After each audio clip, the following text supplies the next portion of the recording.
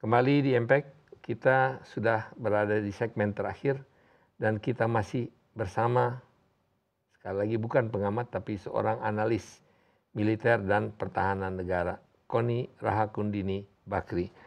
Ibu Koni, Pak Jokowi pernah mengatakan akan merampingkan prosedur pengadaan alutsista, memberantas broker tadi. Kenapa tidak terlaksana? Apa kendalanya? Apa sudah terlaksana? Karena kalau saya bilang terlalu jelimet, yang bermain terlalu banyak. As simple as that jawabannya. Jadi harus ada betul-betul semacam apa ya? Kalau di Cina itu ada Center of Military Command yang betul-betul mengatur tentara mesti apa, kemudian nggak boleh diganggu gugat karena itu harus sesuai dengan kepentingan kedaulatan keamanan negara. Nah, contoh misalnya pengguna anggaran. Kalau begini terus modelnya, baiknya pengguna anggaran itu tidak cuma di Kemhan, tetapi di Panglima TNI. Sehingga ketika angkatan itu mengajukan, maka bisa betul-betul diserap untuk keperluan itu. Contoh nih, saya nggak menghalangi soal bela negara lah, atau soal pasukan apa yang mau dibikin di Kemhan lah, atau apapun. Tapi urgensi dibandingkan dengan misalnya melakukan MRO untuk alutsista kita, sehingga readiness tadi bisa naik sesuai dengan naiknya anggaran pertahanan. Kenapa nggak itu dulu gitu? Apa yang menetapkan bahwa lebih urgent bikin program bela negara? Jadi kenapa belum?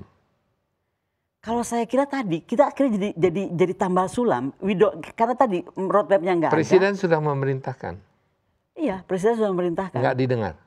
Nggak, buktinya nggak didengar. Itu tadi saya kan makasih contoh kan. Kenapa Pak Basuki jalan? Kenapa Pak Suharto Mono Arfa jalan? Kenapa Kementerian Pertahanan nggak jalan? Kalau simpel, kalau bahasanya presiden, presiden menentukan misi yang kerja harusnya kementerian. Ya jawabannya mungkin Pak Peter akan tahu, menterinya tidak cukup kerja. Kita omong broker sebentar. Sini ada satu pertanyaan dari Richard Sambera. Ya. Pernah saya baca komen di Twitter bahwa Ibu Koni ini ada konflik kepentingan dalam pengusahaan alutsista. Karena beliau juga punya perusahaan salah satu vendor di Kemenhan. Kalau bersedia mohon ditanyakan. Oh sangat bersedia. Ini tuh gosip yang menurut saya justru karena saya berbicara kebenaran, gosip ini dibikin. Silahkan dengan segala hormat, tunjukkan perusahaan namanya apa. Lalu saya melakukan bisnis apa yang saya beli, apa yang saya transaksikan, dengan siapa. Kan gampang aja. Jadi begini loh, kalau kita bicara kebenaran tentang ini, langsung maka kita dibully. pasukan ini ya udah dong. Kemarin saya udah kenyang. Buzzer langsung keluar. Buzzer keluar dong pasti. Dan saya bisa trace lah itu siapa. Dan saya bisa tahu akhirnya siapa yang bicara.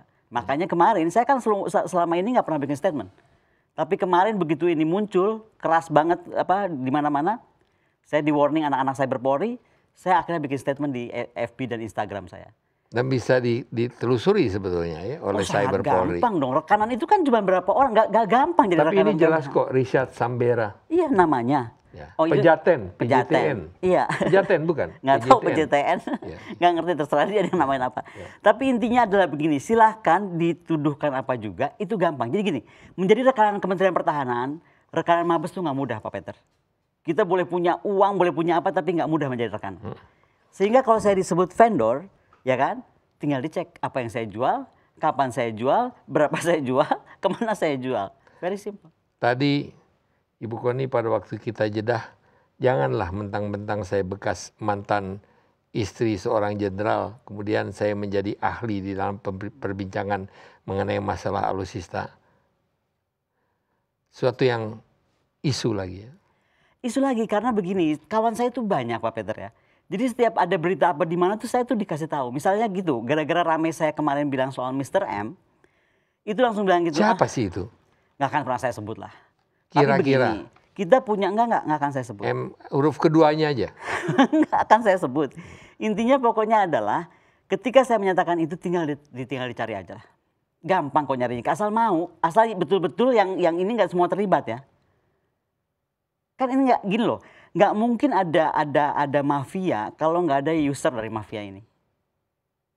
Kan begitu aja teori. Ya, di sini ada yang mengatakan, tolong Pak Peter, di sini kalaupun ada broker nggak jauh-jauh pastinya, muternya di lingkaran situ-situ juga. Siapa yang berani masuk dari seorang yang bernamanya Nur HD? Sebenarnya sih kalau KPK betul-betul serius, kan gampang aja. Kalau apa? KPK Tapi Sungguh-sungguh serius. KPK kan tidak boleh periksa. Bukan periksa ke dalam Kementerian Pertahanan. Ini kan Tapi tadi saya periksa bilang. kemana? Rekanan tuh nggak banyak.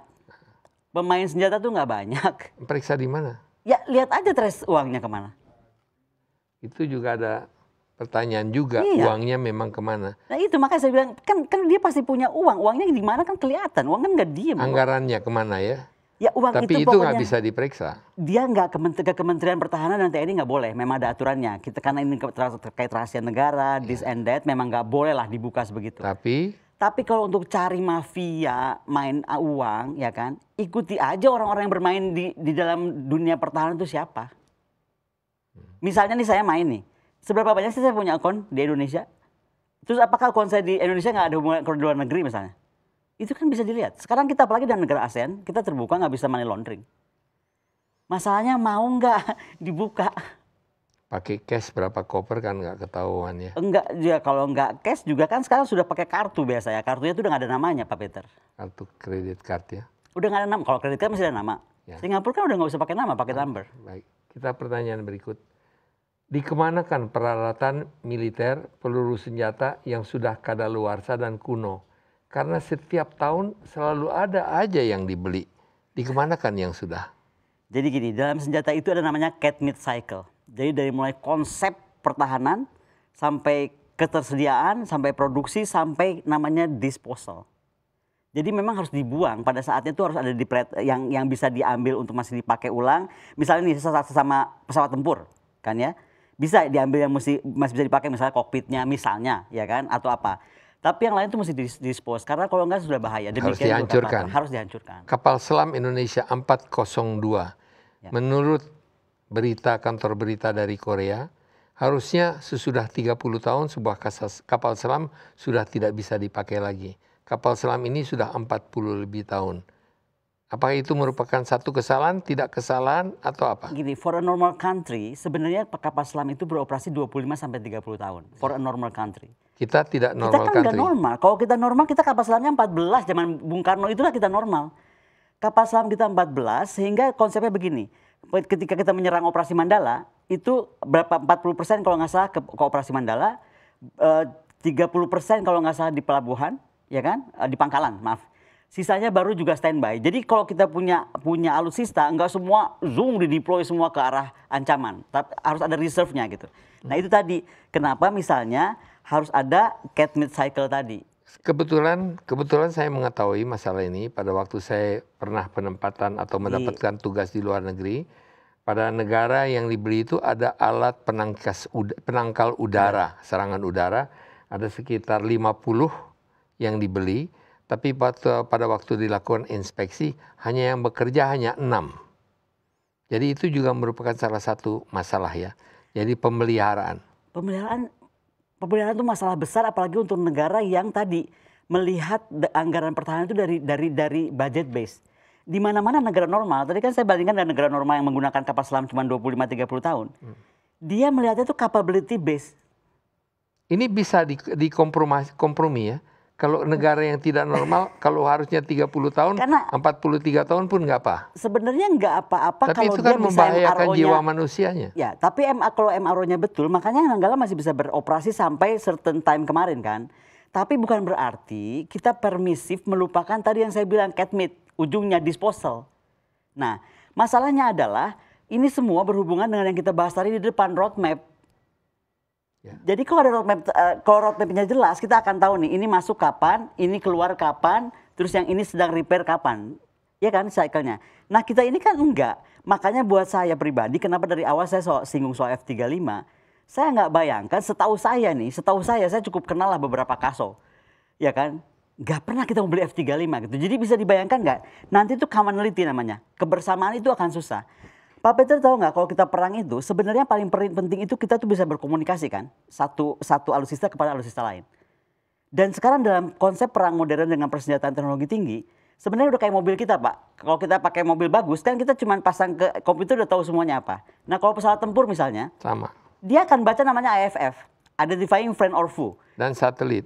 Ya, dia akan tahu itu kapal itu teman kita atau musuh kita, belum apa-apa udah bisa dihajar. Nah, yang kayak begini sudah bisa dihajar. Sudah bisa dihajar dong gitu loh. Nah, kalau kita ketinggalan teknologi, nah nggak bisa kita bisa berperang seperti ini. Nah itu sebabnya ada pertanyaan ini, titik pertanyaan, kalau beli pesawat tempur pilih yang teknologinya canggih tapi mahal atau yang murah tapi harus upgrade di kemudian hari? Kalau beli bukan cuma pesawat tempur, semua alutsista pertahanan itu harus punya deterrence yang kuat, harus punya lethality, ya kan? Harus Lethality, punya ya. availability dan sustainability. Jadi kalau ditanya itu baru, nggak boleh bekas dan mahal. Contoh nih, kalau saya ditanya kapal selam buatan Korea sama Scorpion, yang tadi kita beli kan Scorpion buatan Prancis, letal mana? Orang akan gemeteran punya buatan Prancis, orang Prancis dari dulu terkenal buat kapal selam canggih-canggih kok. Atau Rusia, kilo kelas canggih-canggih. Kapal selam Korea, gitu. Kita aja. Tapi kita nggak punya anggarannya untuk beli dari Nah Prancis. ini Pak, tadi kalau kita bicara based on anggaran pertahanan kita ini, sampai meriam meleduk, sampai Indonesia bubar, sampai dunia kiamat. Ya. Semua negara yang tidak punya anggaran berarti nggak akan pernah bisa memperkuat alutsista. Ibu, kita masih ada 5 menit kelihatannya, persis masih 5 menit dan Ya. kita sudah berbicara hampir 1 jam. Pertanyaan mengenai terorisme.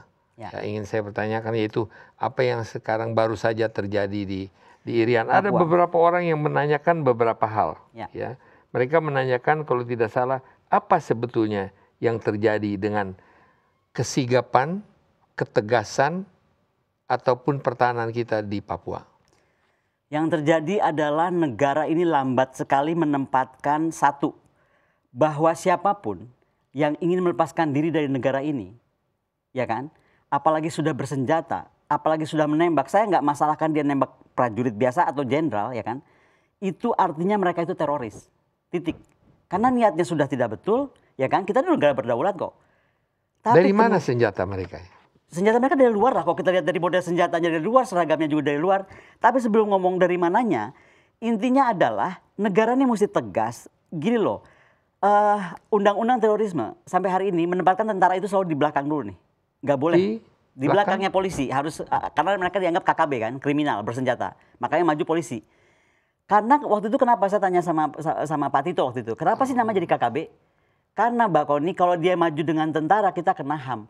Sebenarnya ini HAM juga kita lagi ngomong HAM apa sih? Saya Jadi oleh sebab itu mereka sekarang diganti tagnya dari kriminal menjadi teroris sehingga bisa TNI turun tangan. Ya, satu hal, tapi kemudian ada namanya TNI pun untuk operasi memberantas terorisme itu ada perpres yang mesti tanda tangan presiden. Itu sampai sekarang ngambang, udah berapa tahun? 2 tahun mungkin lebih. Padahal kalau itu, jadi gini loh, kita tuh punya kekuatan letal, nggak dipakai hanya karena kebijakan. Kebijakan kita semua ngambang gitu. Takut HAM. Takut HAM. Padahal sekarang saya mau tanya, memangnya tentara tuh nggak kita boleh kasih HAM? Emang dia bukan manusia? Kalau sampai bayangkan ini Kabinda bisa ditembak tepat presisi di belakang, itu buat saya sudah, kalau saya nih, saya putuskan DOM langsung, daerah operasi militer. Tapi daerah operasi militer Amerika masuk Syria, masuk di Yemen, masuk di Irak, HAM bukan? Nah itu makanya nggak kena HAM kan? Karena dia bilang bahwa saya ada operasi militer. Sebenarnya kalau negara padahal menyatakan bukan pertahanan, penyerangan, dia karena menghitung itu ancamannya akan ke dia. Memang negara normal harus begitu, ancamannya jauh, sudah harus jaga dari sini. Kita kan depan mata aja masih anteng-anteng. Pertanyaan terakhir betul. Ya. Pertanyaan saya betul sebetulnya kita bisa iya, bicara. masih pengen yang lain, masih belum keluar nih. Ya, 2 jam kita berbicara. Saya kayak ujian disertasi nih Pak. Di mana posisi Indonesia apabila Amerika dan Cina berseteru? Apakah Cina dan Amerika berseteru adalah kemungkinan? Kita tahu bahwa kapal selam nuklir Amerika berada di dalam Laut Cina Selatan dan siap menyerang ke Cina anytime. Bahkan juga ada di Laut Baltik. Kira-kira apa pendapat Ibu Koni mengenai apabila hal itu terjadi? Kita akan memihak kepada siapa? Kita tergantung mau tetap non-alignment. Saya tanya mau kemana? Nggak, kalau non-alignment nggak boleh kemana-mana. Jadi nggak boleh berpihak ya? Kalau non-alignment. Tapi kalau saya bilang... Kita kan non-aligned. Ya makanya, tapi kan saya bilang sampai kapan kita bisa bertahan begitu dengan kondisi kita alutsista selalu diutung dari anggaran.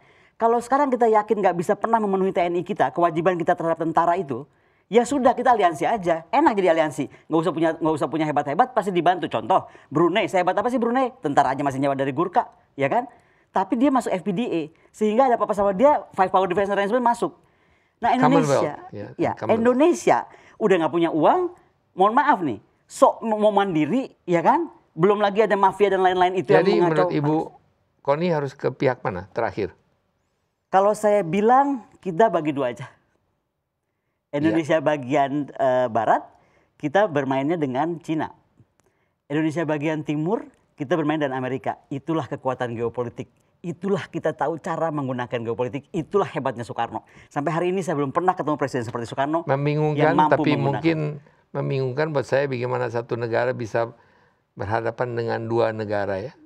Actually it depend kepada kemampuan diplomasi. Terima kasih. Ibu Koni, terima kasih atas kedatangannya. Saya mohon maaf kalau pertanyaan saya banyak yang menyuarakan pertanyaan-pertanyaan yang disampaikan oleh banyak pihak atau masyarakat. Semoga Ibu Koni tetap dapat mempertahankan tesisnya di dalam berbicara dan juga mempertahankan kebenaran, dan semoga Ibu Koni selalu menjadi sukses adanya. Terima kasih Ambassador. Thank you. Terima kasih Bu Koni. Very pleasure to meet you. Pemirsa, 1 jam sudah kita berbincang bersama analis militer, seorang perempuan, Koni Rahakahudini Bakri. Semoga perbincangan tadi dapat menjadi manfaat atau malah membingungkan. Tapi tentunya keterbukaan inilah yang kita cari. Terima kasih atas kebersamaannya. Sampai berjumpa kembali.